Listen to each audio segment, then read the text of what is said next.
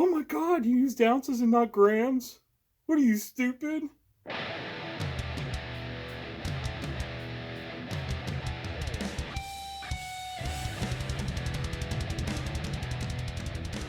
What's up, guys? John Conley here, UncleJohnSoap.com.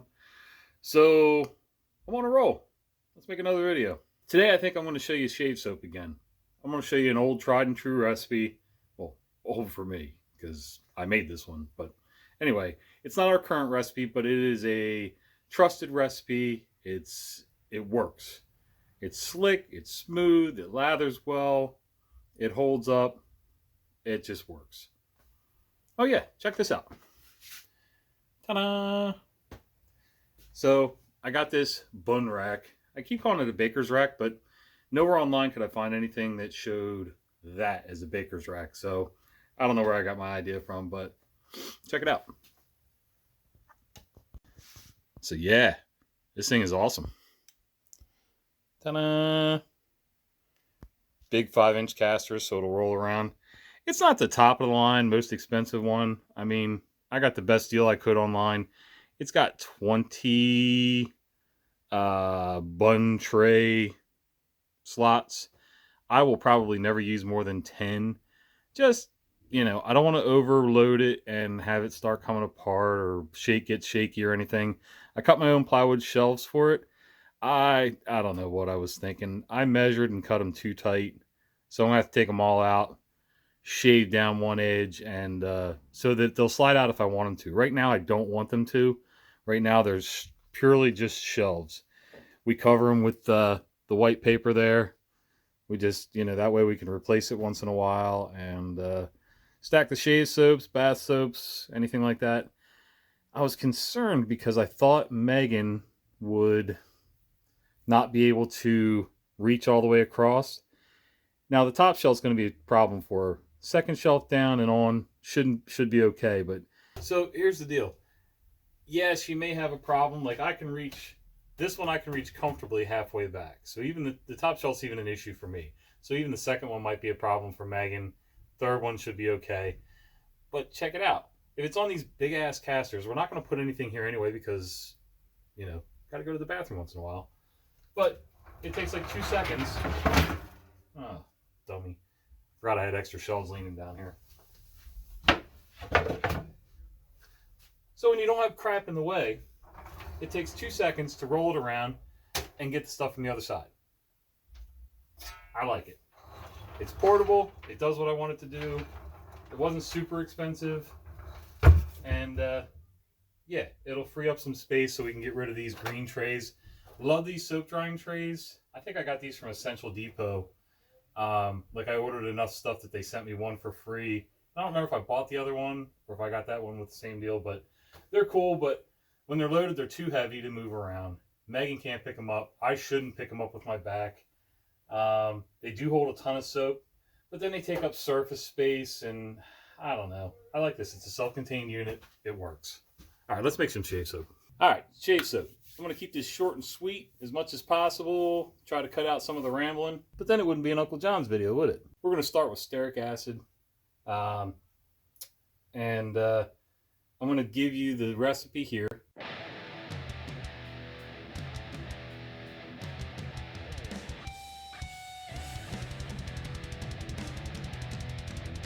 Go ahead and pause the video so you can either take a screenshot or write it down, whatever. And I'm going to try to do standard and metric, but hold on. Let's have a chat. For all you guys that, live in the metric world or just prefer to use metric, that's fine. But stop with the weird, shockingly, oh my God, you used ounces and not grams? What are you, stupid? Well, no, I'm not stupid. I grew up using ounces. That's what I use. Ounces, pounds, things like that. If you use grams and metric, that's fine. That's what you grew up using. If you grew up using it, it would be just as easy for you to use ounces as it is for me. So get over it. Sometimes it's not going to happen. I'm not going to do the translation. Sometimes I will. I'm trying my best. But for those of you that really insist on, bugging me about that, get over it. Because if I came to your channel and your recipe was in metric and I didn't use metric and I gave you the same comment, you tell me to go search on Google. Got it? Okay. First thing we got is stearic acid.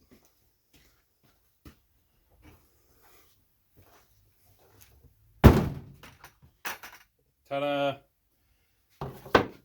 Stearic acid, 6.4 ounces. Again, refer back to the recipe screen.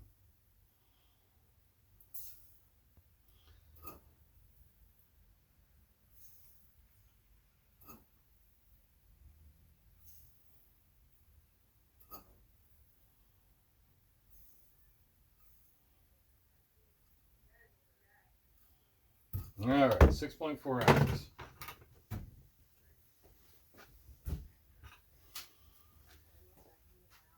We start with this first because it takes the longest to liquefy.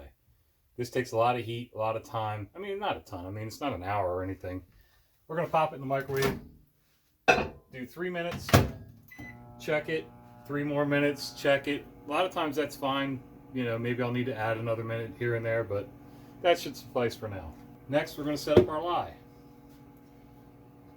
So, zero the scale out, or turn it off and back on like a dummy. For this recipe, I use 9 ounces of water. The recipe is going to say 8 on the screen. I like to add a little more because I think it gives me just a little more ability to work with it a little better. Alright, zero that out. I don't say tare anymore because I never say it right. I've been corrected about 1,000,000 times saying tare, whatever. Make it say 0. Potassium hydroxide, 1.85 ounces.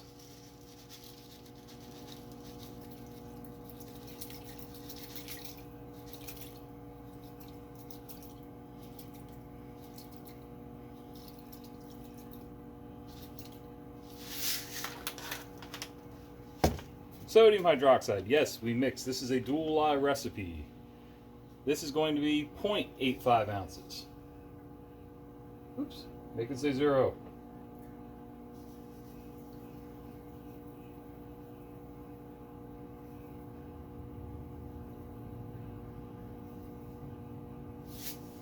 Perfect.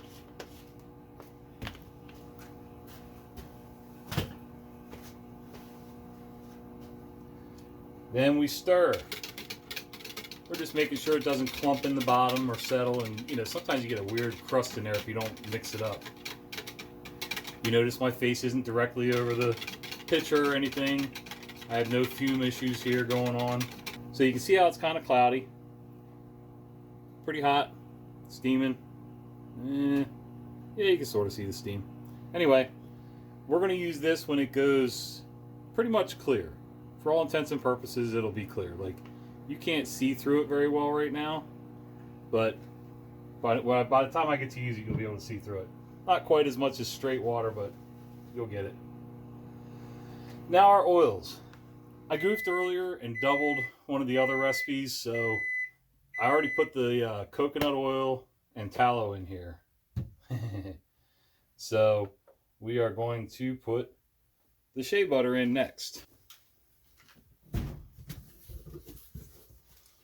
And the shea butter, because I can't remember my name, let alone a recipe, 2 ounces.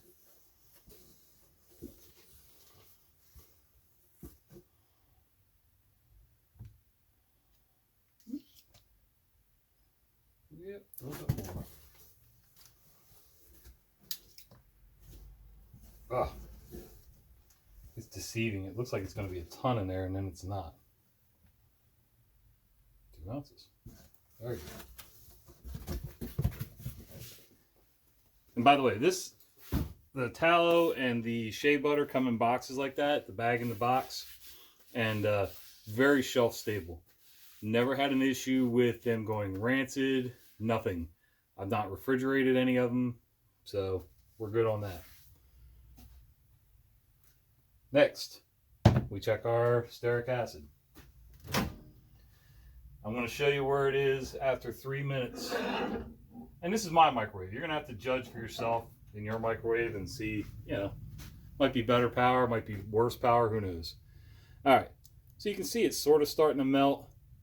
And this is not Pyrex. I don't know, I'm just cheap. Some people say they don't like the new Pyrex. Some say it's good. This is the cheap Anchor brand from Wally World.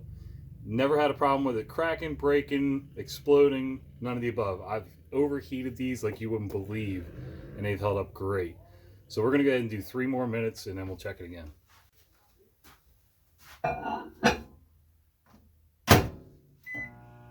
We're making pumpkin spice shave soap today, so I went ahead and poured my fragrance in here.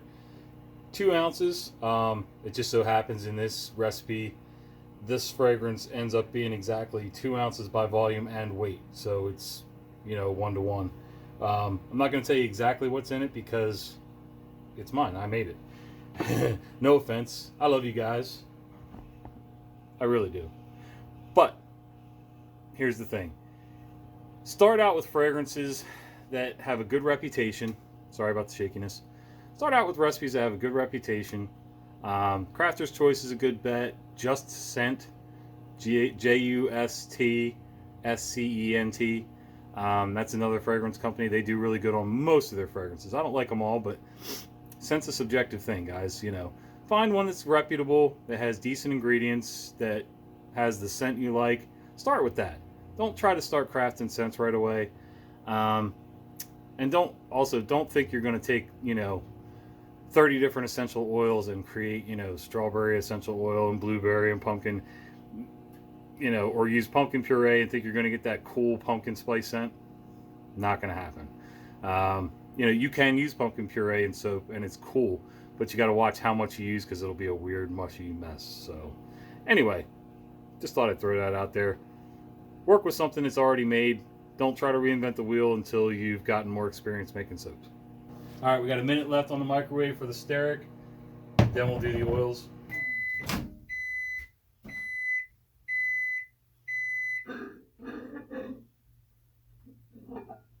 All right. So here's the steric after a second round of 3 minutes. You can see it's hot. Got that little iceberg going there. I am going to give this a little swirl and just let it sit while we melt our hard oils. Sometimes agitating things that are melting helps them melt faster, or it's all in my head. I'm going to do 2 minutes for this amount of solid oils, and that should be plenty. While the solid oils are melting, I'm going to get my jars out and show you those. Here's our jars. We use a 6.5 ounce clear natural jar. We put 4 ounces of soap in it. That's cured. It's more like 4.2 ounces when it's wet. After it cures, it should be dead on at 4 ounces or 4.1 ounces. And that leaves a little room in here for the guy shaving to run his brush in and load it. All right. Solid oils are now not. They're melted. That was just 2 minutes. That's all it takes. 2 minutes and then let it sit, for a minute or whatever. I had a customer, so that worked out well. The steric is almost totally melted. If it's not fully melted by the time I finish this next step, I'll kick it in there for another minute. So next on the recipe is 3.5 ounces of glycerin, vegetable glycerin, and 3.5 of castor oil. So that's all of our oils in here. All right, steric still has a little bit in it. So we did 3 minutes initially, checked it, put it back in for 3 minutes, and you got that little lump left there. I'm going to do another minute, see how it goes.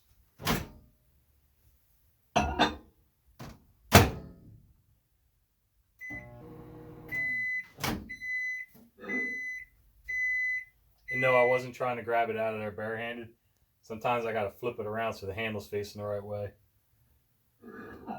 Just saying.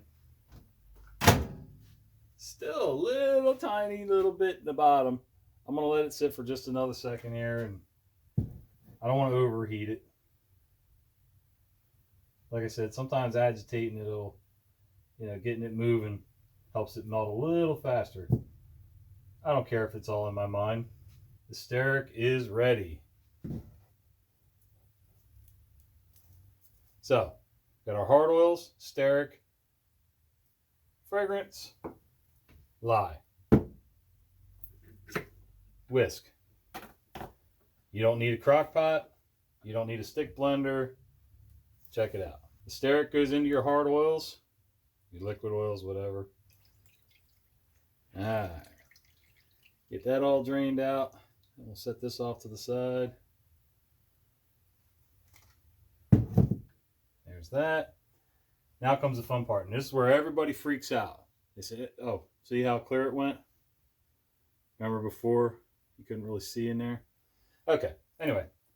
So when you pour this in, it's going to seize up. Don't panic. This is shave soap, not bath soap. It's not a big deal. And I'm going to show you. See how it kind of got clumpy in spots? All right. So basically you do that, start mixing. Basically your only goal right this second, have I said basically? Your only goal at this second is just to get it the same consistency all the way through. If it's super lumpy, get it super lumpy all the way through. If it's super runny, just make sure it's the same. I know people say, chefs all the time will come on the video and say, this is the best way to emulsify. I'm not really emulsifying at the moment. I'm just blending. That's all I'm doing. Not a big deal.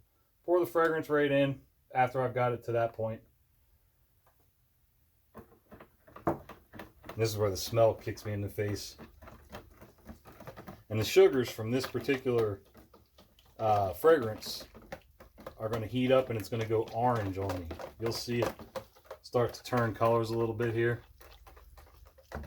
They're scorching basically a little, and that's all right. It gives it a little more character, that baked kind of scent.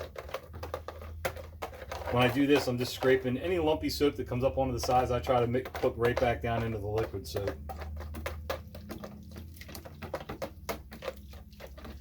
I'm gonna bring the camera over and show you. Try to show you.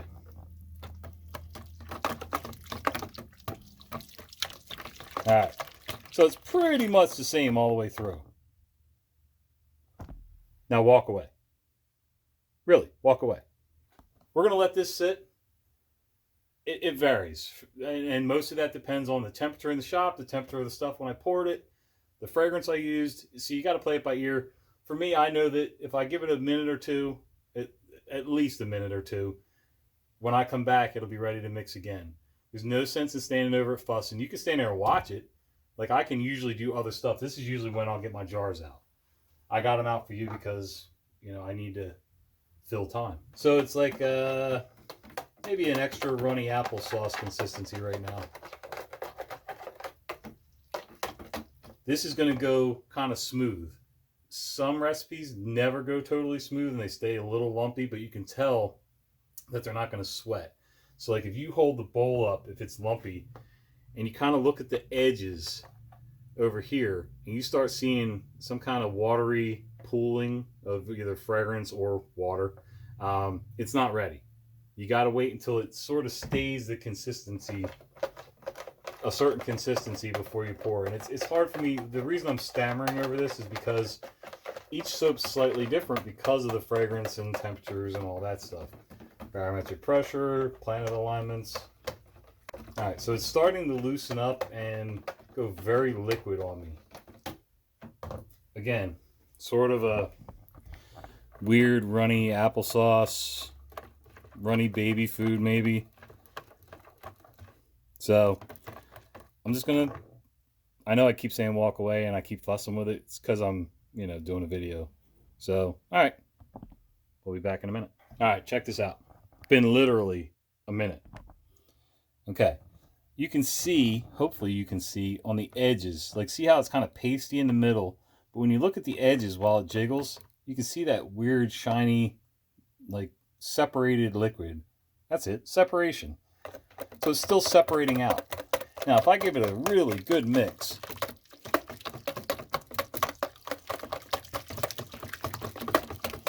again, chefs, knock it off. I know what you're thinking. Just leave it alone. Yes, I do both. But I'm not making a salad dressing, so I'm just mixing, blending. If I get a little violent with it like this, see how it's starting to clump a little?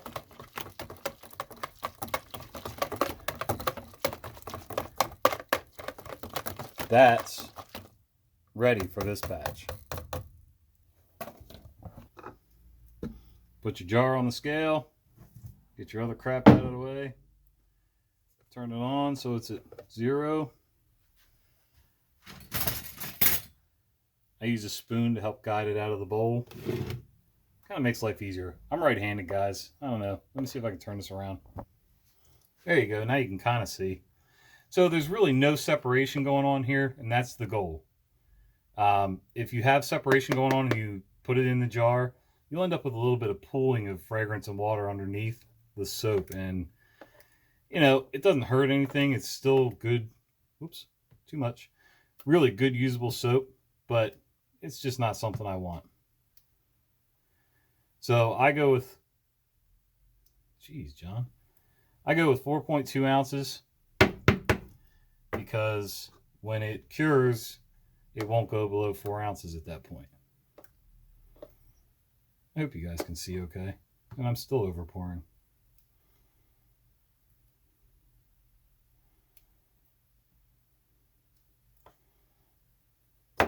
It's funny. I'm not a real persnickety guy. I just want to make sure I have enough to fill all the jars.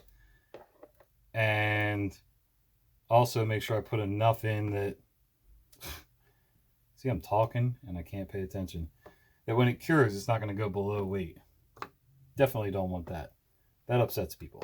I didn't get an email. I had a guy call me out on Facebook one day, which is fine.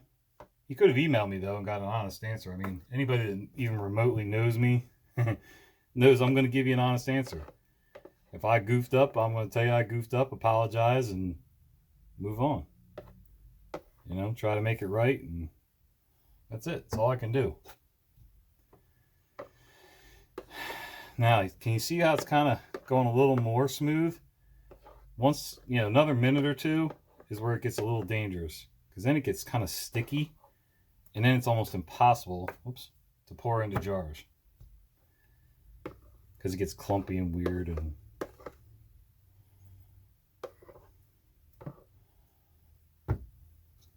last jar. It looks like I'll have a little extra, so I'll just divide it or make one bonus jar that's a little heavy. Yeah, I'll divide it. So I'll do a little bit here, a little bit here. You get the idea. I definitely try not to waste it. And some of the extra weight is because I do put a little extra water in there. But it's funny, it doesn't disappear out of the soaps like you think it would. Make this one a little heavier yet. Somebody will get a little bonus. A couple extra shaves out of that jar.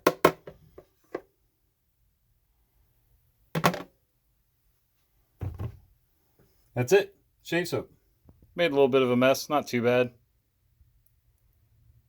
And there you go.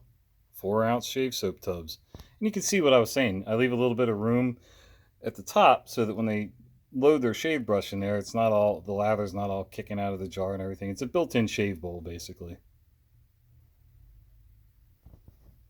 I hope that was useful for you. I hope it was informative.